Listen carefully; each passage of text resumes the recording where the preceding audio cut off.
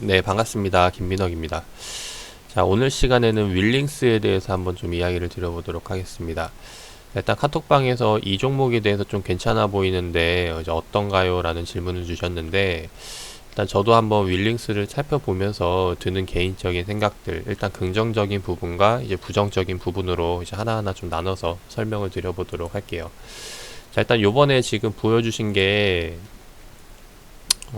이제 요 내용인데, 이제 요번에 리포트 내용을 보면은, 제가 이제 5G 관련주로 해서 이제 앞으로 이제 5G 시장에 대한 성장성을 이야기하면서 좀 긍정적으로 보고 있다라고 이제 말씀을 드리면서, 일단 이 업종에 진출하는 종목들이라면은 일단 전반적으로 전부 나쁘지 않을 거라고 생각을 합니다. 윌링스 역시도 마찬가지로 일단 그런 관점에서는 긍정적으로 보여지는데, 일단 우리가 이제 하나 봐야 될 게 뭐냐면은 일단 그러니까 그 5G 관련주로 해서 시장에 진출하는 거는 좋은데, 기본적으로 그 기업이 하고 있는 본연의 사업 내용이 성장성이 있는 기업인지, 아니면 그 사업이 그냥저냥 평균 정도로만 하는지, 아니면은 이제 계속해서 이제 하향하는 사업인지, 이 부분을 먼저 좀 체크를 해봐야 될 것 같아요.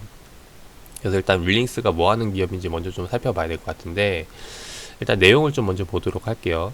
자, 국내 인버터 1위 기술력을 보유하고 있고, 이제 배터리 팩에 대해서 신규 진출을 하고 있다라는 건데, 일단 지금 주력으로 하고 있는 사업 내역을 보면은, 전력 변환장치 제조업으로서 2019년도 7월에 상장을 했죠. 이제 코스닥 시장에 신규 상장을 했고, 주된 사업은 태양광 인버터라는 겁니다. 그래서 지금 보시면은 여기에 대한 매출이 나와 있는데, 자, 2019년도 총 매출이 429억인데 태양광 관련 매출이 290억 원으로 전체 매출의 68%를 차지한다라는 거예요. 이제 그만큼 태양광 사업 쪽으로 이제 주력 사업을 진행하고 있다라는 거고, 그래서 우리가 이제 여기서 알아야 될 건 뭐냐면은, 그렇다는 말은 이 태양광 사업이 앞으로 계속해서 이제 매출이 늘어날 만한 사업인지 아닌지, 여기에 대한 여부를 먼저 따져봐야 될 것 같고, 그리고 또 하나는 뭐냐면은, 신규 배터리 팩에 대해서 이제 신규 시장에 진출을 하는데, 특징적인 게 지금 올해 배터리 팩 2020년도죠. 2020년도 매출을 600억을 추정을 하고 있다라는 겁니다. 지금 1분기 실적만 해도 이제 한 이제 얼마였더라? 이제 아까 나왔는데 까먹었는데, 네, 여기 나와 있죠. 1분기 매출만 해도 113억을 잡았는데, 이제 이게 이제 앞으로 2020년도 예상 매출액이 600억을 기록을 한다는 거죠. 근데 이 말은 지금 뭐냐면은, 주력 사업 매출보다도 이제 훨씬 뛰어넘는 매출이라는 거예요. 290억이 이제 전년도 1년기 매출인데, 거의 2배 가까운 이제 성장을 기대를 하는 거죠. 그래서 일단 여기에 대한 부분도 어떻게 이제 전략을 잡아야 될지를 체크를 해보면 좋을 것 같아요. 그래서 이 두 가지를 먼저 좀 설명을 드려볼까 하는데, 일단 첫 번째로 주력 사업에 대한 부분입니다. 지금 얘네가 이 윌링스 기업이 태양광 사업을 하고 있는데, 이 태양광에 대한 일단 개인적인 생각을 좀 드려보면은, 신재생 에너지 관련 사업으로서는 나쁘지 않다라고 생각을 해요. 일단 긍정적으로 보고 있는데, 일단 긍정적으로 보고 있는 게 우리나라에서 국한된 게 아니라 세계적으로 큰 그림을 봤을 때 일단 성장성이 있는 사업이라고는 생각이 됩니다. 다만 이게 세계적인 관점에서 봤을 때지, 국내에서 태양광 사업을 진행을 한다면은 이거는 상당히 제한적인 부분이 많다라는 거예요. 그래서 예를 좀 여기 좀 설명을 드려볼까 하는데, 일단 설명을 드리려면은 좀 봐야 될 게, 얘네가 지금 현재 실적에 대한 부분, 이제 주요 사업에 대해서 어느 정도 매출을 내고 있고 어떻게 매출을 내고 있는지, 이 부분을 좀 체크를 해봐야 될 것 같습니다. 그래서 일단 지금 보면은 기술에 대한 부분, 이제 얘네가 이 기업이 지금 하고 있는 것들에 대해서 음, 보면은 주요 제품에 대해서 봐야 될 게, 현재 지금 최근 실적에 대한 부분이죠. ESS 이제 실적에 대한 부분이 나와 있는데, 2016년도부터 진행을 해서 2018년도까지 계속해서 나와 있는데, 이게 사실 이게 지금 어느 정도 이게 계속해서 이게 잘 나온 건지 아니면 이제 못 나온 건지는 이제 정확히 뭐 이제 가늠은 안 될 거라고 생각을 해요. 저 역시도 마찬가지로 가늠은 안 되지만은 하나하나 좀 이 태양광 사업에 대한 장단점을 좀 먼저 말씀드려 보도록 할게요. 자, 태양광이라는 게 일단 첫 번째로 이 부지를 설정을 하려면은 저걸로 해서 이제 전력을 창출해내서 이제 에너지를 만들어서 이제 이걸 매출로 이어지게 하려면은 첫 번째로 그 태양광에 대한 이제 설치 부지가 있어야 됩니다.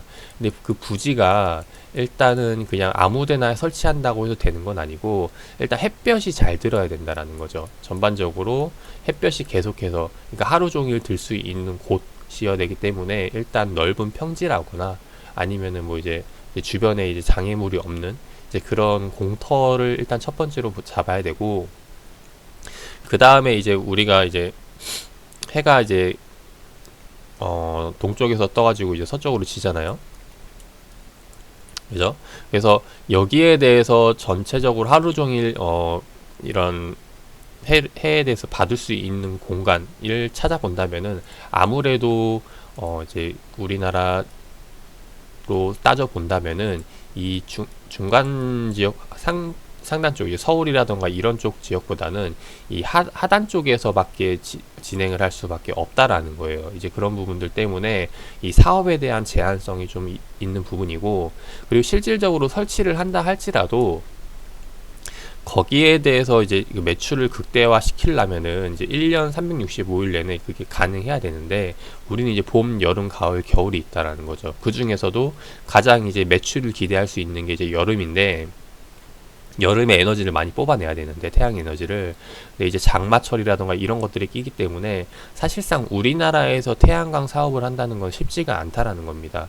그리고 이제 뭐 바닷가 쪽에다가 설치를 하게 되면은 이제 부식 위험도 있고, 이제 그래서 여러 가지 문제점들이 있기 때문에 이런 것들에 대해서 국내가 아니라 해외 쪽으로 진출을 해서 한다면은 이제 성장성이 있어 보이지만은 이게 국내에 국한된 사업이라고 본다면은 이게 좀 문제가 있다라는 거죠. 그래서 마찬가지로 지금 최근 실적을 보면은 일단 소재지에서 보면 이제 전부 이제 국내 사업이기 때문에 국내에서 진행되는 거기 때문에 일단 여기에 대한 부분을 한번 좀 고려를 해봐야 된다라는 부분이고, 실제로 지금 주요 실적이 나와 있는 것들을 보면은 이 소재지를 살펴보면은 전남 이제 아래쪽 지방이죠. 네, 전남 이제 아래쪽이고 제주도도 이제 아래쪽이고, 그리고 이제 가장 배터리 용량이 넓은 데가 이제 충북 단양군인데 여기도 현장명이 한국태양광발전소라는 겁니다. 그래서 일단은 이게 공용화되기는 아직까지는 좀 어렵다라고 보여지고 이제 시험 단계일 뿐이지, 이게 실질적으로 이제 뭐 계속해서 신재생 에너지의 주축이 될 수 있을 만한 그런 기술력까지는 아직은 아니라고 보여져요. 그래서 일단 업황에 대해서 일단 생각을 해 본다면은 얘네가 이제 이 기업이 해외로 진출을 하면 모를까, 국내라면은 이 매출에 대한 부분, 이 주력으로 내고 있는, 다시 넘어와서 보면은 이 태양광 관련 매출액이 290억을 내고 있는데 이게 계속해서 성장하기에는 사실상 제한적인 부분이라고 보여진다는 겁니다. 그래서 그냥 꾸준히 유지를 하면은 그냥 그나마 좀 나은 거고, 이제 아니면 이제 하향세라던가 이 둘 중에 하나의 흐름이 나올 가능성이 좀 높지 않을까 싶어요. 그래서 일단 이런 부분으로 봤을 때는 조금 이제 보수적으로 보자라고 말씀을 드리고 싶은데, 근데 이 윌링스라는 기업이 이제 좀 특징적인 게 뭐냐면은 태양광이 주력 사업이 지금 290억인데 지금 올해 신규 사업으로 하는 배터리팩 이 매출이 1년에 600억을 예상을 하고 있다라는 겁니다. 그 말은 즉 주력 사업의 거의 2배 가까운 성장을 기대를 한다라는 거죠. 그래서 여기에 대해서 이제 앞으로 좀 긍정적인 부분을 볼 수 있을 것 같은데, 일단 기술력에 대해서는 넘어가도록 할게요. 제가 뭐 이렇게 이쪽으로 이야기를 드린다고 해서 좀 디테일한 이야기는 드릴 수 없을 것 같고, 아무튼 이게 이 5G 시장 쪽으로 보급이 된다라고 하면은 요번에 이것도 이제 바짝하는 장사라고 보여지기 때문에 인프라를 설치하는 기간 동안 이제 기대할 수 있는 게 2020년도, 21년도 뭐 22년도, 길어야 23년도, 이 안에 4년 안에 성과를 보지 않을까 싶어요. 그래서 이 부분에 있어서 매출 성장을 예상을 해볼 수가 있을 거라고 보여지는데, 근데 이제 중요한 건 뭐냐면 이게 지금 이 윌링스가 신규 상장을 했는데 이 신규 상장 당시에 이 그 신규 사업에 대한 가치가 반영이 됐나 안 됐나, 이제 이 부분에 대해서 따져봐야 되지 않을까 생각이 됩니다. 일단 윌링스가 이제 신규 상장주로 등록이 됐던 시점이 언제냐면은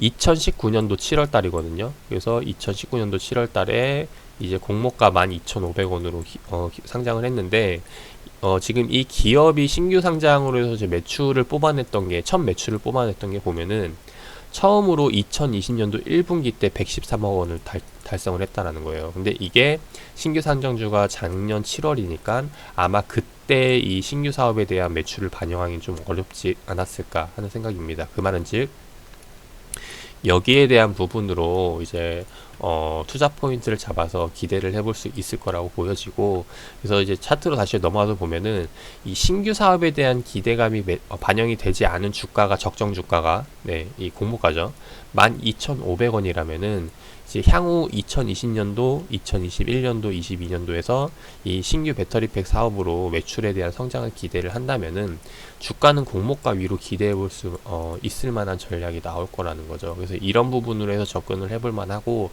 단 여기에 대한 전제 조건이 뭐냐면은 기존에 있는 사업이 그냥 꾸준히 평균 이상은 유지가 돼야겠죠. 그래야 그 이유에 대한 이제 성장성을 좀 기대를 해볼 수 있지 않을까 생각이 됩니다.